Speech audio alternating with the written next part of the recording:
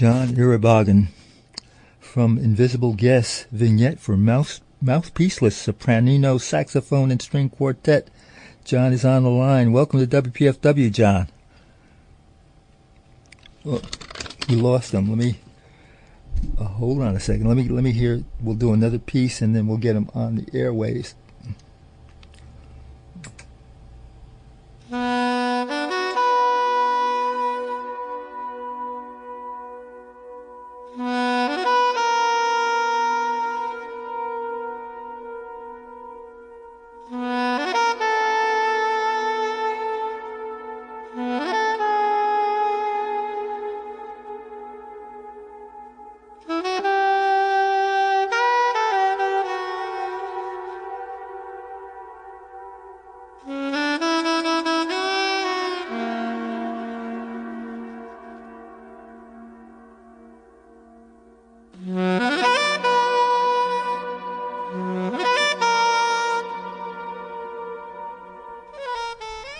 With Jon on the soprano saxophone. We have him on the line now for real. Jon, welcome to WPFW.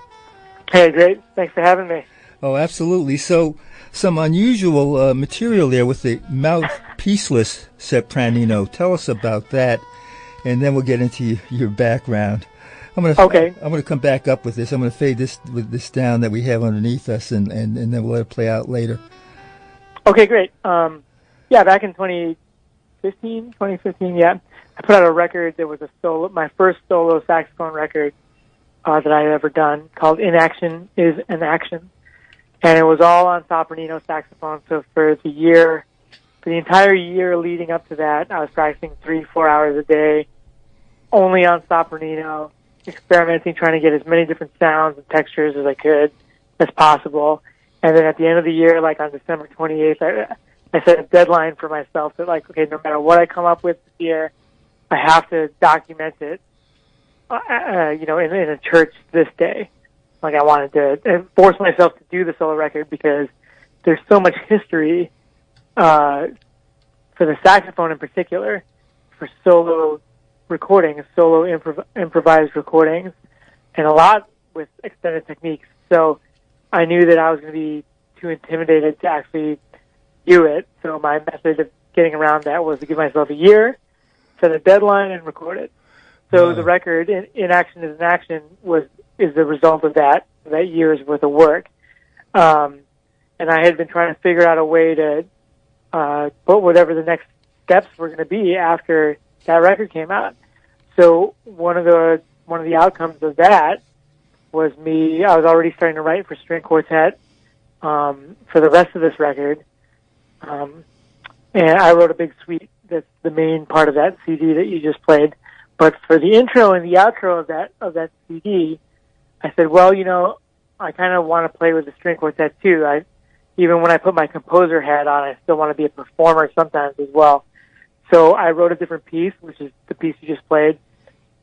And it was for string quartet, but I wanted to try to see if I could fit some of that solo saxophone language over some more atonal string quartet stuff. So those extended techniques and stuff, that was an extension from that solo record that I mentioned. And I had no idea what the results were going to be like until we got into the studio. So it's definitely its own thing, for sure. Absolutely. The sopranos is so rare. I think Anthony Braxton is one of the few artists that I've heard really perform to any extent on that instrument. Anthony plays it. Roscoe Mitchell is a big inspiration on soprano. Right, of course. Thomas Chapin played some soprano as well and had a beautiful sound. So how did you get involved in this music initially? Where'd you grow up, and what drew you to improvisational music to begin with? Yeah, I grew up in the suburbs of Chicago, and I was just blessed to have a great band director named Tom Beckwith in high school who really showed me the ropes.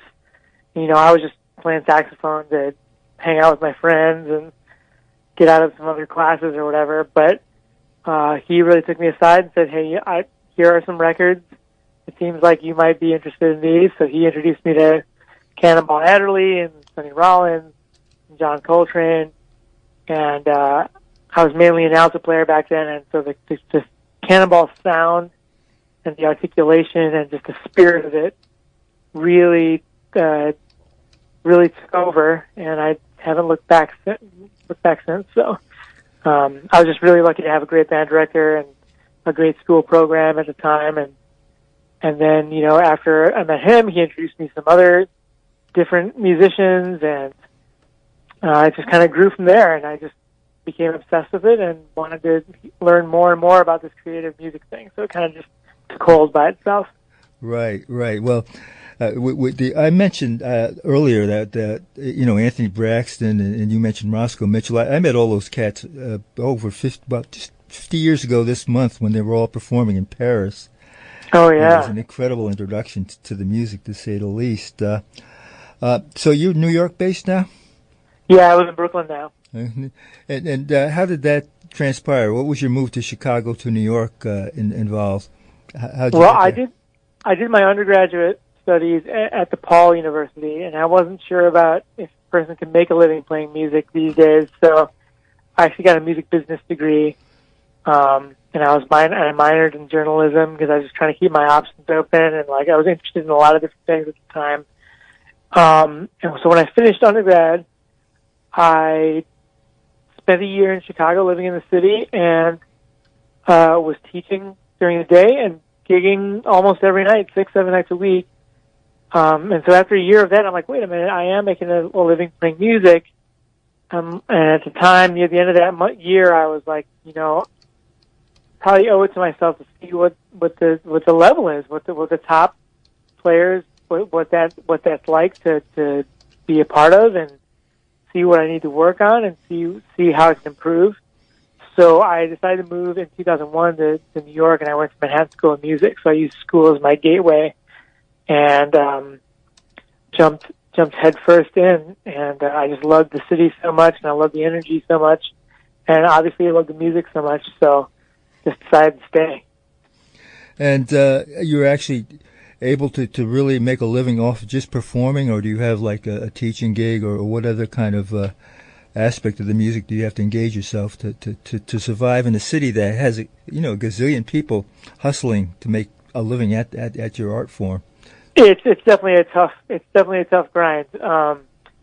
But those first years after I finished school, I was teaching a lot. I was playing some wedding bands. I was arranging for big bands with singers. I was writing for some movie soundtrack stuff. You have to be. I was playing in a lot of different big bands in different situations. You have to be as versatile as possible if you want to be a working musician. And that goes for New York or London or Chicago or anything. Or Washington D.C. for real. Exactly. You have to be super versatile, and then the hope is that after you've been doing that in a scene for a decade or so, or 12, 13 years, that you can slowly start to be able to whittle away at the things that you don't really love so much, and eventually, hopefully, just focus on the things that really, turn you on. Absolutely. So you're going to be performing in duet with Burnett Thompson, who's been doing this piano solo series for about 5 or 6 years now. This is the 6th season, and you're the first non-pianist, or maybe you play the piano on the side, but you're the first reed player to come into this series, and it's putting him on the piano. How did this come about? Yeah, I have a bunch of friends that have played the series, Ron Stupinski and Andy Milne and all these guys. So we have mutual friends, we have mutual respect for each other's music and directions and stuff. And just right place and right time, and I'm really looking forward to it. And I'm honored to be part of a piano series. I never thought I'd be able to be a part of something like that, but we're gonna honor the 5 years of the series and have piano going and try to stay true to that form and stay true to that spirit. Well, this is really fantastic. I've been interviewing, I think, all of the artists who performed at that series. I may have missed someone along the way, but it's been a real pleasure to talk with you. And I'm going to be talking to Burnett next after we play your Dark Horizon entrance. Okay. And I have his Autumn and Yunnan queued up also, so I'm going to include some of his solo piano work. And I really appreciate you calling in tonight. And again, the Arts Club of Washington. For ticket information, you can go to pianojazz.com /ACW, and that's where tickets are available through Burnett's website at the Arts Club of Washington on I Street. We'll be talking to Burnett in a few minutes. And again, Jon, thanks for calling in tonight and sharing your music. And it's, again, Dark Horizon, live from the Mausoleum. Where is the Mausoleum? Tell us about this act. Yeah, so this record that's coming out on October 15th on my own record label, it's called Invisible Horizon, and it's a double CD. The first CD is called Invisible Guests, and that's the record with string quartet, and Matt Mitchell plays piano along with them for the main part, the bulk of the record.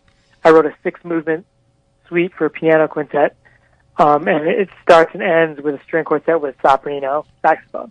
The second record, which on the surface would have nothing to do with the first one, it's called Dark Horizon, Live from the Mausoleum, and it's a solo mezzo-soprano saxophone record. The mezzo-soprano saxophone is an alto in F, basically. It's like a shrunken alto. Right. Okay, fine. It's like if you put an alto saxophone in a washing machine and then dried it, then shrunk it a little bit. Right, okay. So it's kind of a rare instrument. It was made in the late 1920s by Kahn, and it discontinued when the Great Depression kind of got rid of all sorts of invention, that era of invention for saxophones in particular.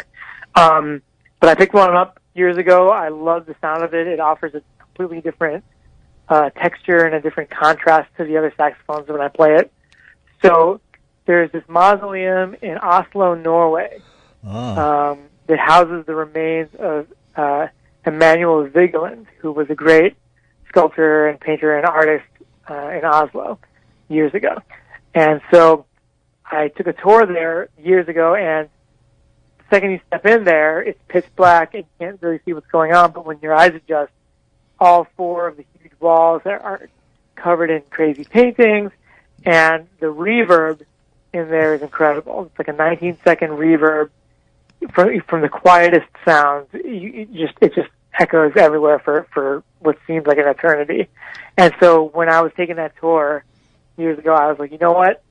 At some point, I would love to record in here. And I got in touch with the people who run the estate there, and it was affordable to rent it out for a day. And I happened to be in Oslo on a tour, so I decided to go ahead and record. I was also gearing up to do this solo mezzo-soprano record, and I was wondering what I wanted to do with it and how I would make it different than the solo sopranino record I mentioned earlier.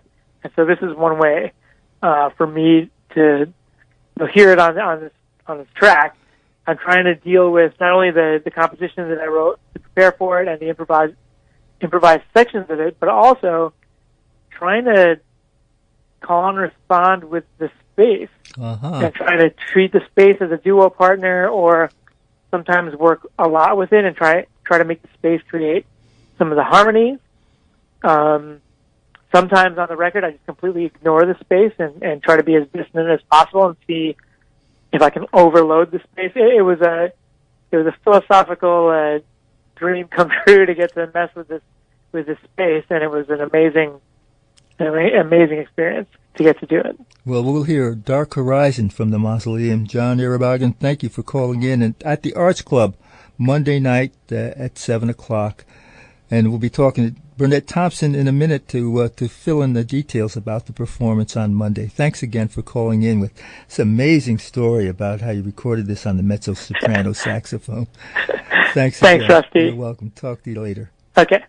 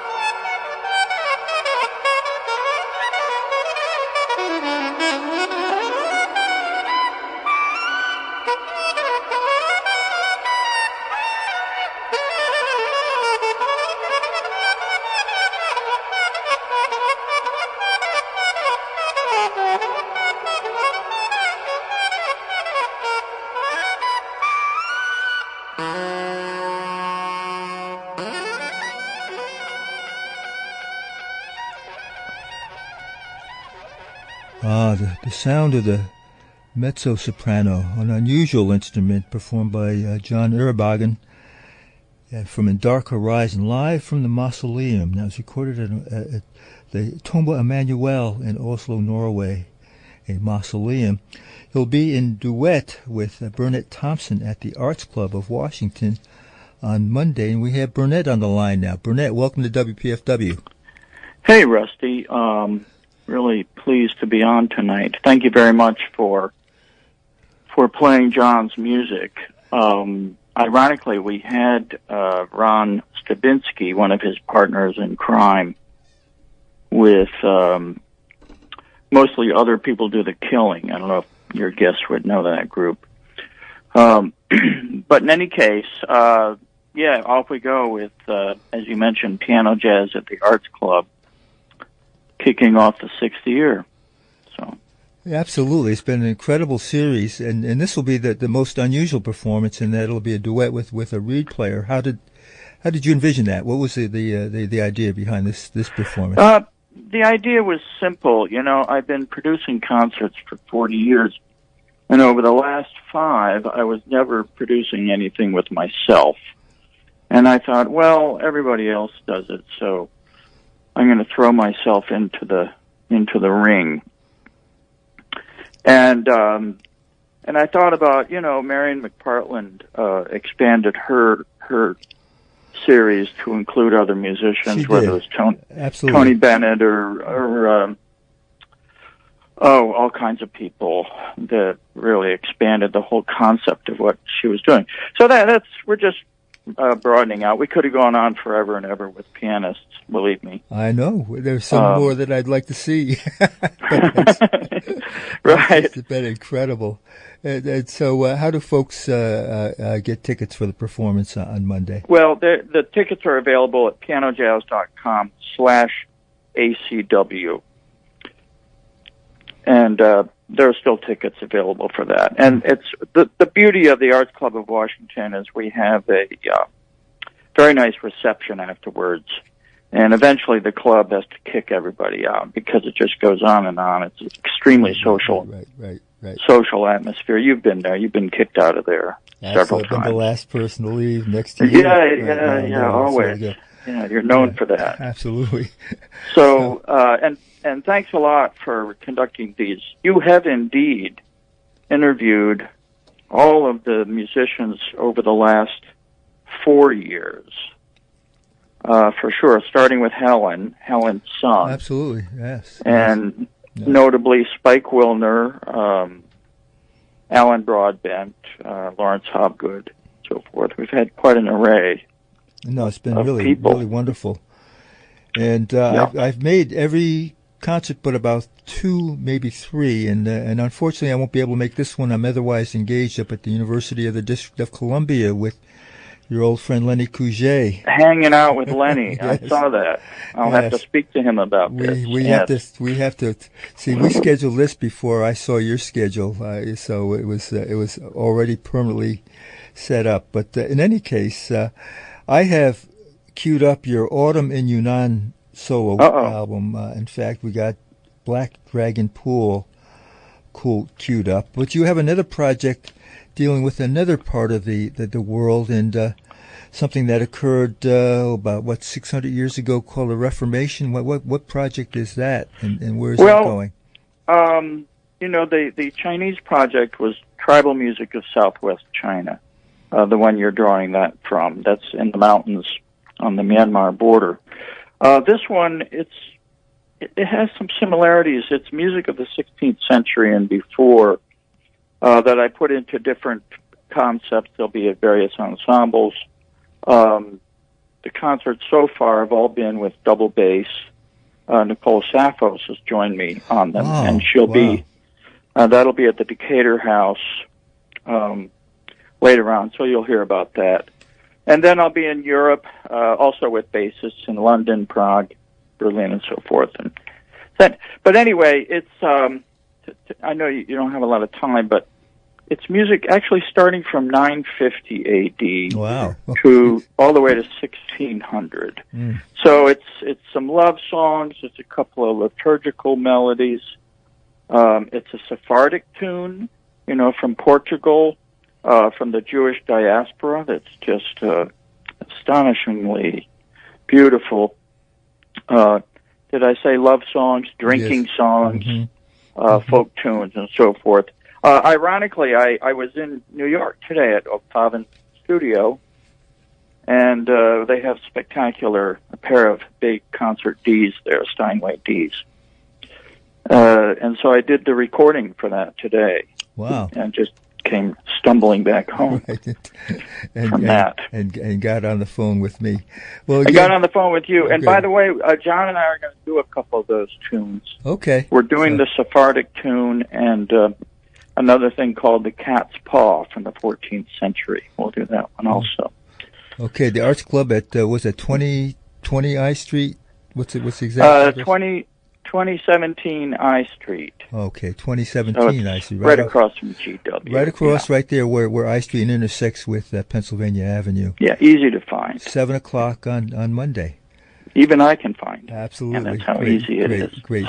Well, John, we're going to hear you. Autumn, not autumn in D.C., it's summer in D.C. This is Autumn in Yunnan, Black Dragon Pool. Burnett Thompson, thank you. Thanks so much, Rusty. God bless you. See you later. Thank you. Okay.